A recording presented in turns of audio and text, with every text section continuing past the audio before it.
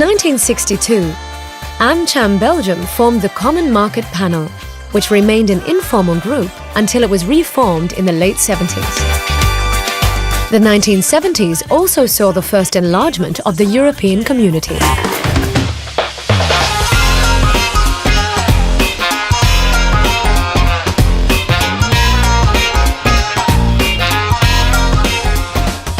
The committee rebranded itself in the early 80s and hired its first dedicated staff to better coordinate advocacy. A few years later, European Commission President Jacques Delors announced that the community's single market would be completed by 1992, leading to an explosion of legislative activity at the community level.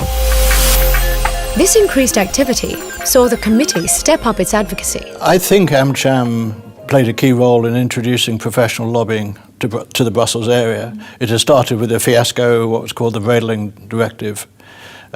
Industry had to get its act together, and we did. And we started a database, we started professional lobbying, we wrote good opinion papers, and many other organisations tried to follow us. When I first started with the Chamber, the then EU committee was part of one person's job description. At the beginning of 1985, we started the EU Affairs Office. Staff of 33 member companies, and a budget of about 133,000 euros a year. We ended the year of 2011 with 150 members, the highest number of member companies we'd ever had, even in a time of crisis. So I go to lunch with this guy Daniel Kelly, meet Carl Cox, and he explains this new thing called AmCham, which hadn't been created. I go back to the office in the afternoon, I say to Stanley Krosigk, I think we should join this new thing. He said, fine. So as of then, we became members, and the rest is history. But let's not get ahead of ourselves.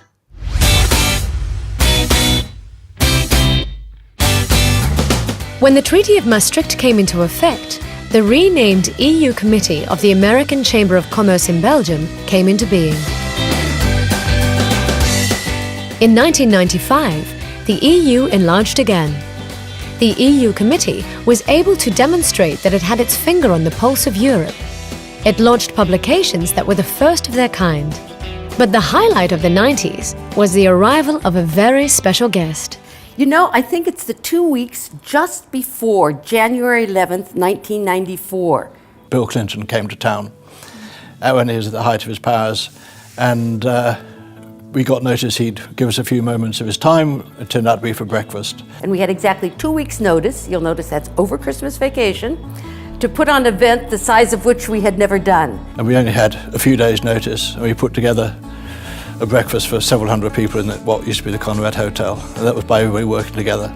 It was just wonderful the way the staff and the volunteers and the members all worked together, and their friends and their relatives, to be able to put this on. We had some 400 people attending, the President of the United States, the Secretary of State, the US Trade Representative, Belgium officials, EU officials, and it all went very smoothly.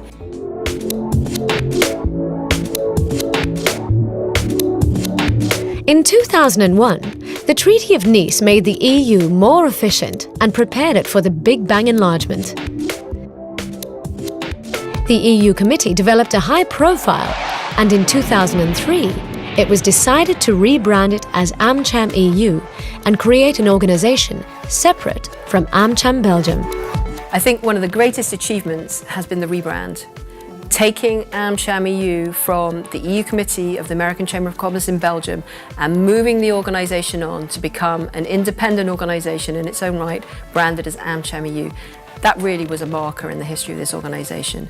And we did well before it, but we've done fantastically well since. We have been able to establish ourselves as a trusted policy partner in Brussels, bringing the American perspective to the EU. And 2 years ago, we reached a record 150 members.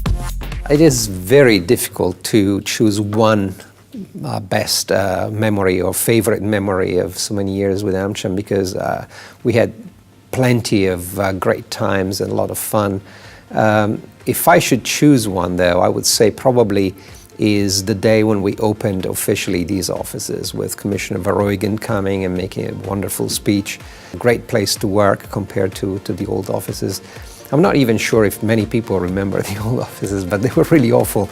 I still remember actually rather vividly walking into AmCham for the very first time. I was hired by AmCham. AmCham was my first job that I had in Brussels, and here I am 30 years later. Well, my best personal memory, that would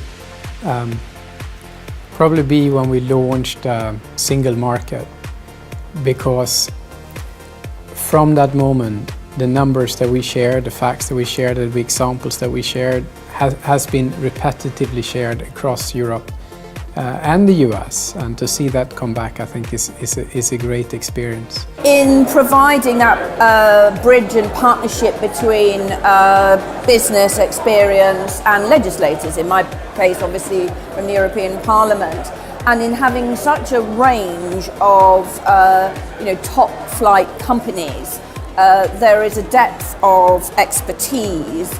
It's important that you have people, that you have organizations that stand up and say, look, this is what we should do, and that make the argument. You must understand that I have a lot of personal memories of AmCham EU. And if you ask me that question several months from now, I'm sure that my answer will be my best memory of AmCham EU will be the party that we're throwing for our 50th anniversary.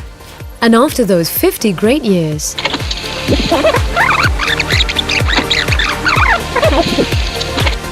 we are ready for 50 more. In one word, describe AmCham EU: professional. Great. Commitment. Friendship. I would say effective. PIF, professional, innovative, focused and fun. AmCham EU in one word. Is this a test?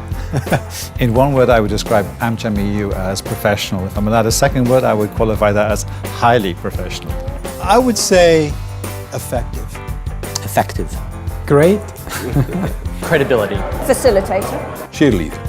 Change embracing. What I like to think is it's a sort of breath of American fresh air into the Brussels bubble, which we sometimes badly need. It's the glue that keeps the two parties talking.